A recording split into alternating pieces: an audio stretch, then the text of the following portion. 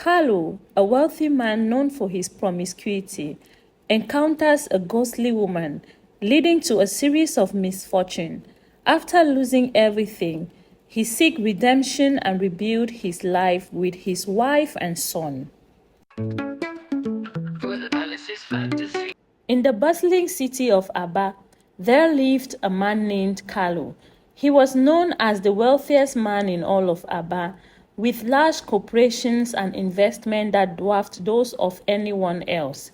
Kalu's mansion was the biggest in the city, standing as a testament to his immense wealth.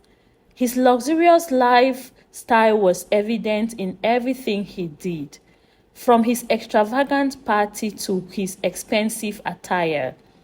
But despite his outward appearance of success, there was much more to his story. Kalu's reputation was a mixed one.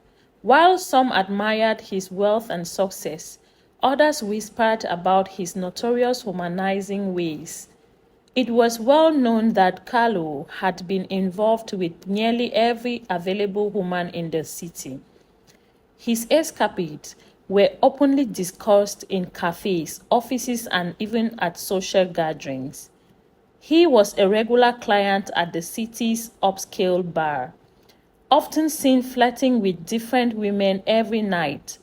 One evening, he could be with a tall, elegant woman, and the next with a shorter, more voluptuous one. His taste seems to change daily. News of Carlos' behavior spread like wildfire, eventually reaching his wife, Eliana. Known for her beauty and grace, Eliana came from a respected family in a neighboring town. Their wedding had been a grand affair, envied by many. However, years later, Eliana found herself married to a serial womanizer. When she confronted Kalu about the rumors, his response was shocking. He didn't deny anything. Instead, he coldly stated, "I don't owe you any explanation." This Kalu's attitude deeply hurt Eliana, making her feel like a stranger in her own marriage. As months passed by, Kalu's infidelity became the main topic of conversation in Aba. People speculated about the reasons behind his actions, with some believing he was cursed and others thinking his wealth had made him arrogant. The constant talk became unbearable for Eliana. She couldn't go anywhere without hearing whispers of seeing pity look. The shame of sharing her husband with nearly all the women in the city was too much to bear. One morning, without telling anyone, Eliana packed her bags.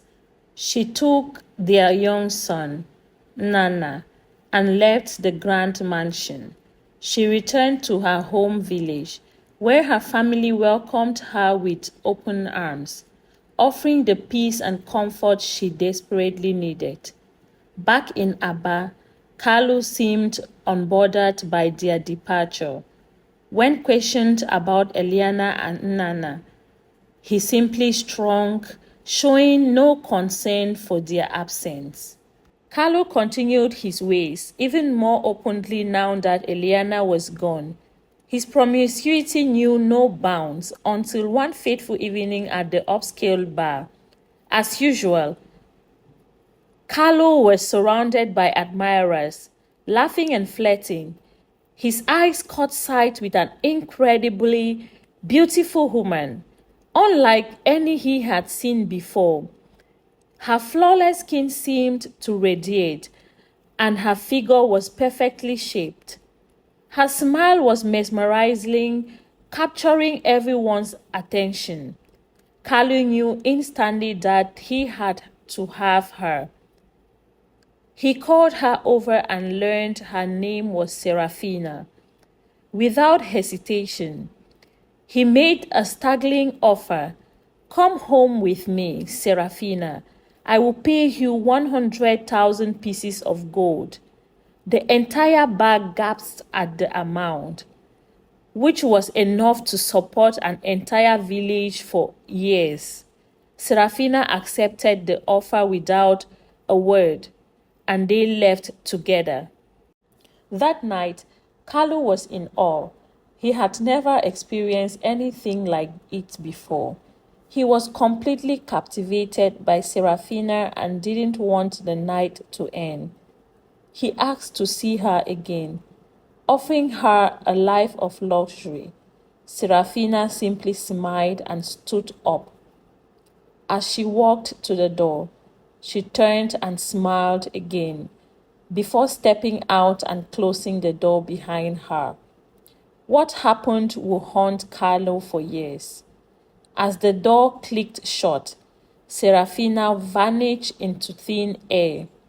No sound, no flash of light. She was simply gone, as if she had never been there.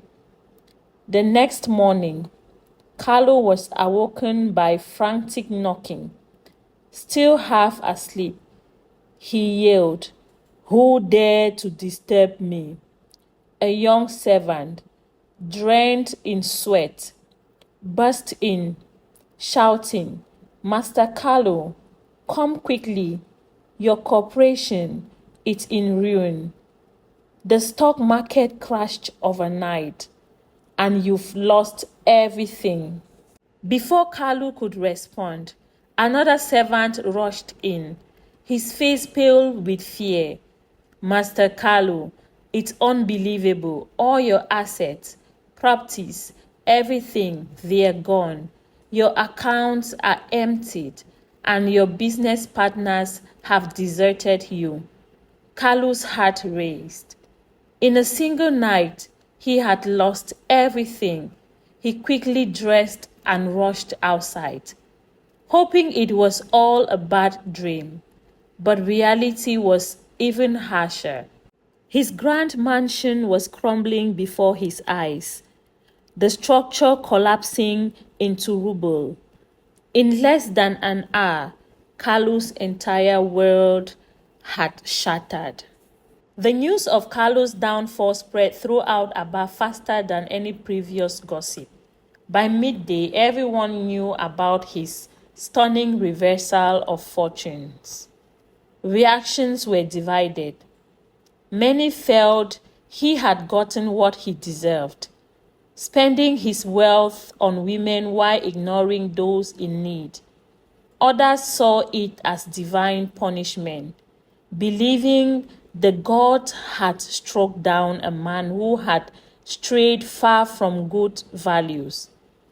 Kalu's so-called friends quickly vanished, and the numerous women who had shared his bed also deserted him.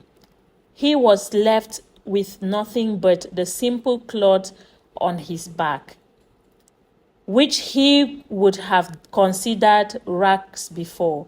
To survive, he had to sell even these modest items and build a small hut on the outskirts of Aba. With a palace's fantasy. Hey, you can watch Amazing